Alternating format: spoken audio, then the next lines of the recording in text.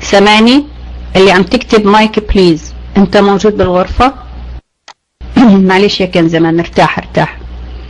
انت محتاج ترتاح شوي، تهدأ شوي، اقعد اسمع شوية مسيحيات، شوية اسلاميات. هذه نهاية. اين ستكون نهايتك؟ طيب كفاية بقى، المايك معك اخي.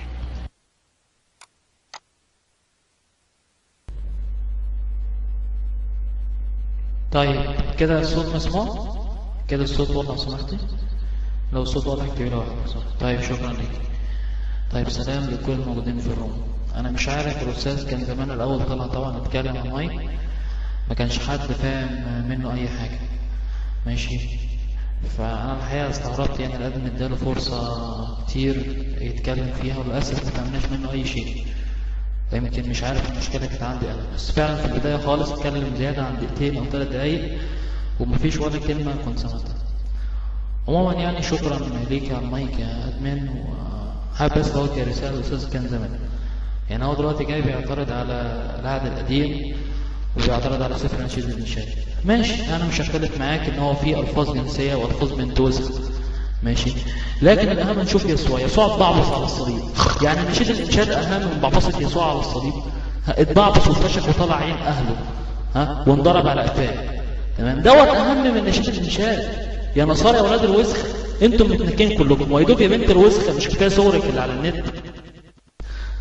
مش كفايه صورك اللي على النت يا بنت الوسخه وانت بتمارس العهر والنجاسه يا بنت المتناكه؟ الله يلعن دين يسوع المصلوب على دينكم يا ولاد دين الكلب. مفيش ولا نصراني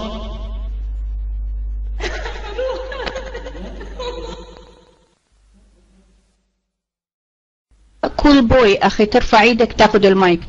راح اشغل الريد دوت على الغرفة، ما في حدا بعد ياخد المايك الا اللي احنا بنعرفه. فاللي عم يحصل انه مثلا بيقدر ياخد المايك بدون ما حدا يعطيه المايك، اوكي؟ فهذه بس الاشياء اللي بيقدروا يعملوها. فهم مجموعة يعني اسمين او 3 دخلوا مع بعض، واللي بياخدوا المايك بيشغلهم، والبقية اللي بالغرفة بيعملوا اللي بدهم اياه من البالتوك. فأنا بالنسبة لي دافعة فلوس لهذه الأمور زيادة يعني عن الغرفة. عندي كو أدمن بعرفه مسؤول عن الغرفة تبعي، مسيحي مؤمن، بعطيه كل الأسماء اللي بتحصل أو اللي بتعمل بالغرفة هذا الشيء. حتى لو يكون اونر تبع غرفة، هو عنده استعداد يحط الريبورت والتقرير وبيطرده. فالموضوع لهذا انا ما قدرت انزل، ما قدرت الريد دوت اعطيه ريد دوت مستمر المايك عنده. فهذا هو اللي عم يحصل، والبالتوك عم يحاولوا يتخلصوا من هذا الموضوع، اوكي؟ حتى لو اعطيته بونص، انا ما جربت البونص، انا جربت اسكر الغرفة، بس احسن حل قلت نرجع يعني نجمع الاخوة مرة تاني. انا ما اجى على بالي البونص. انا حاولت على الريد دوت لان انا نادرا ما اعمل بونص لاحد بصراحة، بس هذا ايوه انا بدي اسمعهم بصراحة، لان الغرفة فتحناها هلا سو مش عارف. اخذ المايك وحطيله ريد دوت ومستمر ماخذ المايك. انا كل اللي عملته سكرت الغرفة ورجعت فتحتها تاني. وهذه كل البرامج هذه من السعودية يا حبيبي، كل البرامج هاي من السعودية. فبدهم انه كلمة الرب ما توصلش، ولكن كلمة الرب عم توصل حتى لو يعملوا ايش ما يعملوا.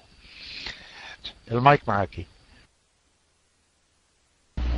طيب الحقيقة معلش أنا بس بدي يعني ألاقي كلام وتطلع من الغرفة. أنا اللي بجيبهم يا أحبة، وبعدين يعني بيقول ألاقي كلام.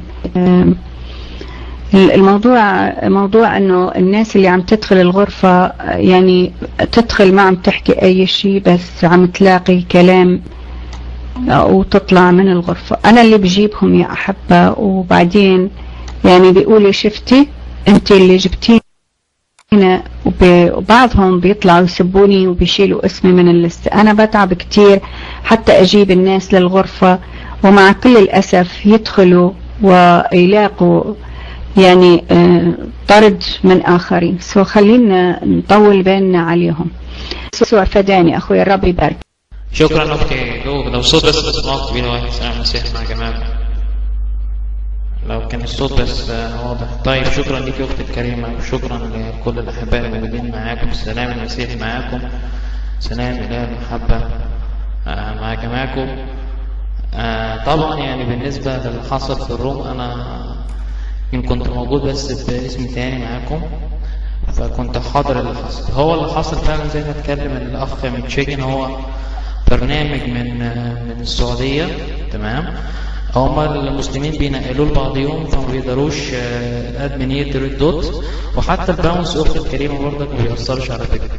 يعني لو اديت له باونس بيدخل باسم تاني مفيش اي مشكله. فللاسف المشكله دي عانت منها غرف مسيحيه كتيره، وبرضك المشكله حتى الان للاسف ما اتحلتش، لان اصلا البرنامج نفسه مش عارف البرنامج ايه اللي بيستخدموه الناس دول. وهقول لك دليل على كده. يعني انا دلوقتي ممكن اطلع دين امي يسوع، انت ما تقدريش ترقطيني، وارجع تاني وافشخكم يا اولاد الوسخه. يلا يا اولاد المتناكه معرصيني، انجاز يا اولاد المره المتناكه. كل ما هتنقطوني الغرفه خلاص اندر الهاكينج، الغرفه تحت الهاكينج يا متناكين يا اولاد الوسخه. وهنا هو كلنا لازم نفشخ يسوع، يا معرصين يا اولاد المتناكه، يا اولاد المره الوسخه.